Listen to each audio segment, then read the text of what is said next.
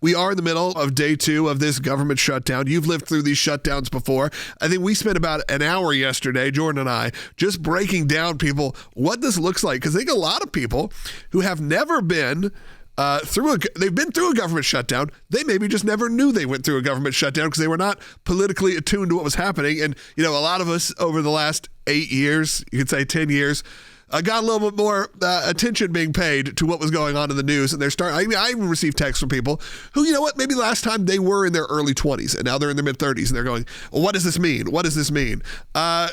As someone who's lived through it, I want to give you that opportunity as well. Well, newsflash, it's like a government shutdown every weekend, right? The government is shut down all weekend. Sometimes if you're looking at the Senate, it's usually a 3 or 4 day weekend every weekend. And so I don't think that this is going to be missed very much if it doesn't go on for that long. But, one of the things I saw Bernie Moreno, my friend from Ohio, talk about how members of Congress, both the House and the Senate, should not get pay. And what we're talking about is back pay once all of this is settled. This is the kind of trickery that the government does, is that government bureaucrats are furloughed. They don't have to show up to work because it's a shutdown, but they all get their money back when this is done. So we at the Kennedy Center, we have a small portion of our staff, which is federal bureaucrats, and that's federal employees who work on the Kennedy Center as a monument, because it's a monument to John F. Kennedy. So a small portion of our individuals are federal employees.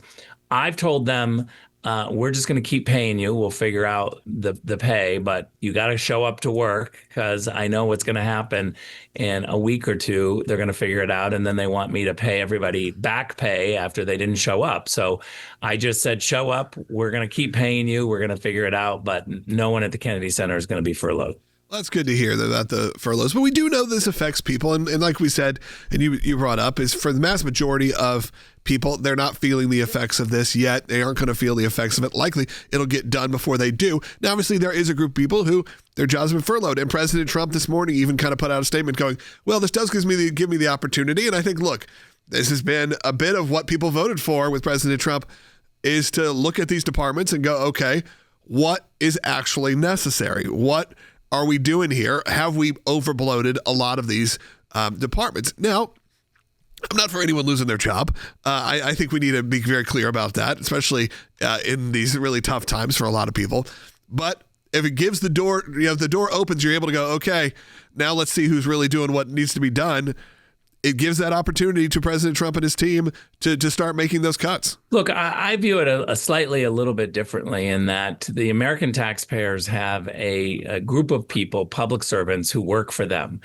And if we need to constantly right-size the government and make sure we don't need that many public servants, then they go find work somewhere else. I don't feel bad about that at all, because the reality is we've got a lot of people working really hard, and the federal government and the state government and the local government is taking a lot of money. If it's not producing, then I would say let's right-size the government, not feel bad about it. We haven't done this in decades. We keep adding people. I can tell you, just from my little perch at the Kennedy Center, we had massive numbers of people in different departments that hadn't been looked at. We have rooms that haven't been touched since 1973 inside the Kennedy Center. No revamping, and it's just outrageous that leaders allow themselves to just sit in seats and let things completely unfold without taking hold and asking the tough questions. So I hope our politicians in Washington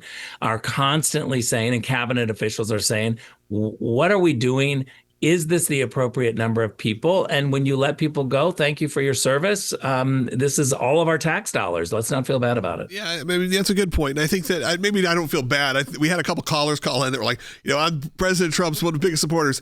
However, I'm furloughed right now and I'm nervous. And I get that. I get that understanding of being like, I'm nervous for my job. But you are right. It's a country where there are a lot of opportunities where people who aren't qualified for these jobs can go find other places of employment. You're right. Sadly, it had to come to this point. It wasn't that you had someone minding the shop, if you will, making sure that we were staying on track, that we had that we weren't over bloating these things. Like you said, you had rooms in the Kennedy Center that haven't been touched since the 70s.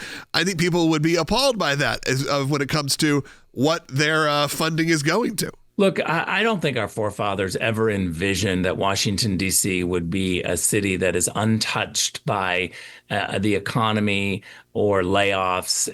It's supposed to be the capital city. It was supposed to be a city that you were never really from. Right. You went there for a short period of time and then you went home.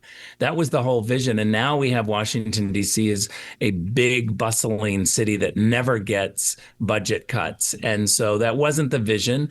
To have a permanent bureaucracy, people who work for the federal government for 25 years. I think we got to move a lot of these agencies outside of Washington, move them to the rest of the country, have different types of people who have the headquarters. I'm talking about the headquarters not being in Washington, D.C. and moving them outside. I think that would really benefit all of the taxpayers, and we need to make decisions for all of America.